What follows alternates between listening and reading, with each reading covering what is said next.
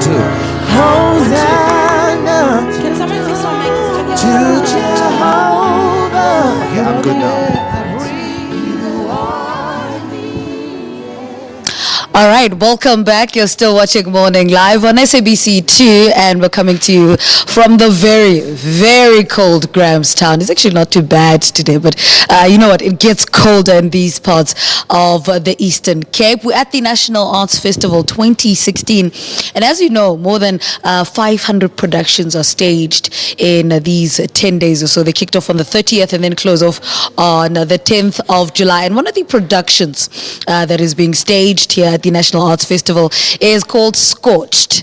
And with me right now to tell us more about Scorched is recently she was named one of the top 200 young South Africans. Remember, the Mail and Guardian has that list. Well, Ameera Patel is on that list this year. It's an honor and a half, I can imagine. And then Jaques De Silva, also part of Scorched, and he's a multifaceted performer. Lady and gentlemen, good morning. Welcome to Morning Live. Thank you. Talk to us about Scorched. Give us a brief background. Scorched is a play. It deals with war, it deals with family, it deals with interactions. And although the bigger overarching theme is civil war and what happens, what Wajdi Mawad, who wrote the play, he really distilled it and centered it around a family, and so it's relatable. Jacques, what are we trying to say? What is the message behind Scorched? Is to find the person, to find the humanity.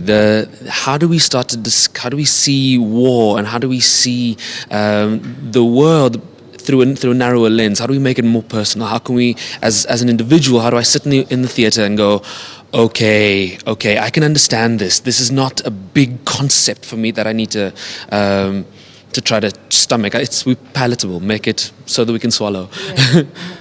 What has been the highlight of being part of this production? I think working with Jade. She's such an easy director to work with. She trusts her actors, and she really allows you to find your character yourself. I mean, she's so good at guiding us. She does it in a way that makes you feel like you're empowered, and I think that's been the highlight for me. Yeah. There's other productions on your list, on to-do list for Grahamstown. Tell us about that. So I'm also in a play with Ameera called Whistle Stop that she happened to write, and and that's doing really well. And then we're both in children's productions. I'm doing a show called The Lighthouse, which opens on Wednesday, and Ameera's doing The Rat Race, that is it's part of the Acetes Children's Festival. Yeah. Children and theatre is an interesting thing. I mean, unless I found that unless you are in the arts somehow, then you introduce your children to the world that is theatre and that is the arts. How do we get it out there, outside of this space that we live in? Well, actually with Rat Race, it's an Acetes production, and they paid for us to be able to go into Soweto, and we went to all these different creches. And so actually the production did go out. Yeah. It did reach children who would otherwise not experience theatre, which was great. And National Arts Festival, I mean, this is like sweet heaven, for thespians and people who love the arts. Why was this the perfect place to host, Rat Race, The Lighthouse, and Scorched? So it's an opportunity that you don't have anywhere else. You have audiences from all over the country. You have producers from all over the world. So the lifespan of your work, the opportunity to have your work have a life beyond this festival is so great. So it really is. The National Lotteries Fringe is an exceptional opportunity for freelance actors to come in and put their work on and show the world what they're capable of. Yeah. Let's talk about that Fringe. It's always been my biggest concern that, much as there is a main program, the Fringe almost, can we not have a big festival that talks about just Fringe theatre? Yes, I think, it's a very different hustle.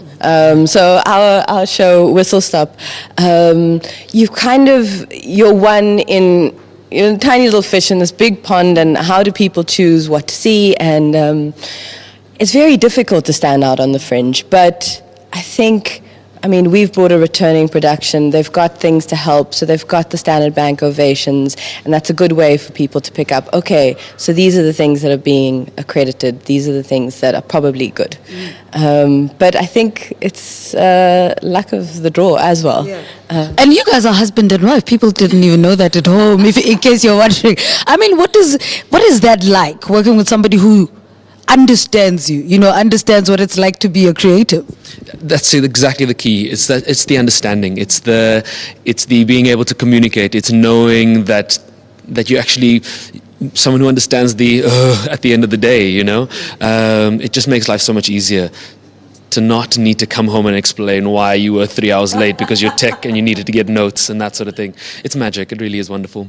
Before I let you guys go, give me details of Scorched and the other productions. So Scorched is on from the 8th, and we've got a show at 8 o'clock, and then we've got 2 shows on the 9th and 2 shows on the 10th.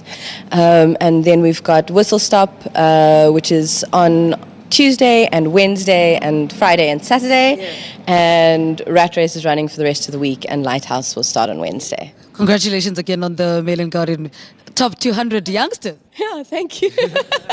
Husband and wife, Ameera Patel and Jaques De Silva, talking to us about their various productions. Interesting that they've got productions on for children as well. That's the one aspect that we tend to forget at the National Arts Festival. It's called Scorched, Lighthouse and Rat Race. All right, let's take a quick ad break. We're back after this. Stay with us.